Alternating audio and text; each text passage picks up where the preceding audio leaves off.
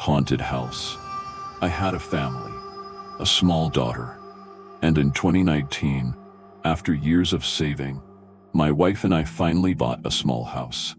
It wasn't too old, but people said no one had lived there for a long time. The previous owner had gone abroad. The house was perfect for us. 2 bedrooms, a small garden with fruit trees, always cool, even on hot summer afternoons. Cool to the point of being unnaturally cold. While renovating, I found a porcelain jar behind the kitchen. It looked like something straight out of a Chinese period drama. It was sealed with a wooden stopper. Curious, I opened it. Inside was an old rope, and beneath it, a strange talisman. The jar was beautiful, so I kept it, but I threw the rope and the charm away. And that was where it all began. 2 weeks after moving in, one night, around 1 a.m., my daughter suddenly sat up crying. "I'm hungry," she said. She never woke up at night like that, and never asked for food. "Go back to sleep, sweetheart," I said gently. "There's nothing to eat now. I'll take you out for pho in the morning." She sobbed. "There's meat buns in the cabinet." That stopped her. She hated meat buns. I tried giving them to her food. She refused every time, but that night, she insisted. So I got up, went to the kitchen, heated one up. She ate it, quietly, calmly. The next night, same thing, same hour, same cry. I thought maybe she was just hungry, so I gave her a snack before bed. Didn't work. She kept waking, every single night, always at 1 a.m. Worse, during the day, she barely ate anything. She'd nibble, then spit the food out. But at night, she ate like something else had taken over. One evening, I bought liver cakes for her. Put them in a paper bag inside the cabinet. That night, she woke again. "Mommy, give me the sponge cake," she said. "No, I bought liver cake today," I replied. "You bought sponge cake?" she insisted. I checked the bag. My heart skipped a beat. It was sponge cake. How did she know? "Did you open the bag?" I asked my husband.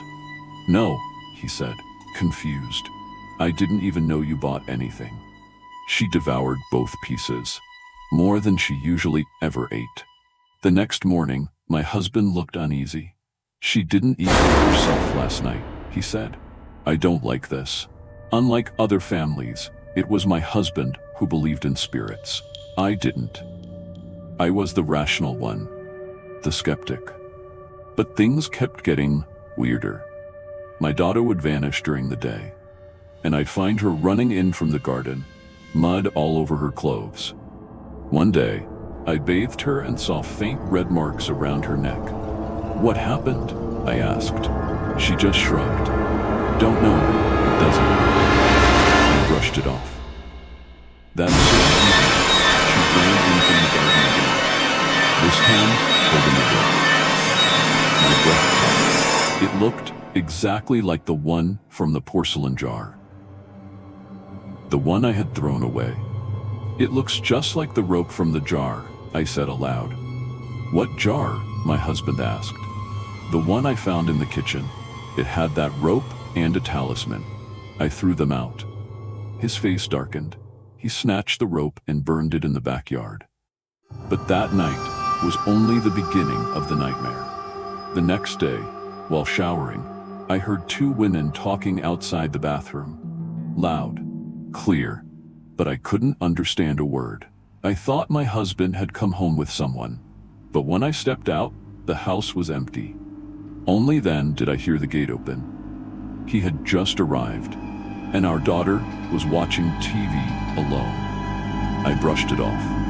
Maybe the TV had been loud, but the next time, I heard laughter. Loud, high-pitched, right outside my door. I ran out. Nothing. Only my daughter, playing quietly. I started feeling watched. The air, colder than before. That night, I turned to my husband. "Noticed anything strange in this house?" He paused. "If you mean related to that jar, then yes."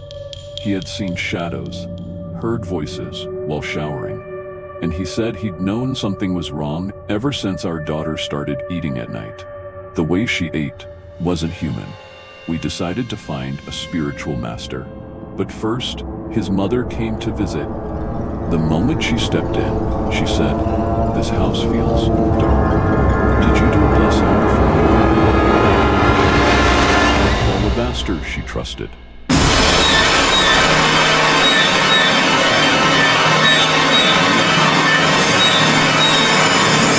"Grandma, don't let the lady kill you." We jumped up. My mother-in-law was clutching her throat, mouth open, eyes staring at the ceiling in terror. We poured sacred water on her, rubbed it on her face and neck. Slowly, she started breathing again. It was her, she whispered. She tried to strangle me. I remembered what my daughter had said. "Sweetheart, who was gonna hurt Grandma? The lady who lives here," she sobbed. "She eats with me. She wakes me up at night. She plays with me." Our blood ran cold. The next day we called the master. He couldn't come until 2 days later. Those 2 days were hell. While showering, I heard laughter behind me. Turned around. There she was, a woman, hanging from the bathroom ceiling, swinging, face pale, twisted, eyes bulging. I screamed, ran out, collapsed in fear. That night, as I lay in bed, she came again. Her corpse swung above me, tongue long, eyes bleeding. I couldn't scream, couldn't move. She drifted closer, closer. Only when I broke free and screamed did the vision vanish. We didn't sleep that night. Finally, the master arrived. He stepped into the house and pointed straight to the room. "There's a woman here," he said. "She hanged herself." He splashed sacred water around. Suddenly, my husband dropped to the ground, clutching his throat, choking. The master chanted, tapped his forehead, chest. My husband gasped. He finally came to. Then the master told us everything. She had been pregnant, caught her husband cheating, and in despair, took her own life in this house. But instead of performing a release ritual, her husband sealed her spirit here.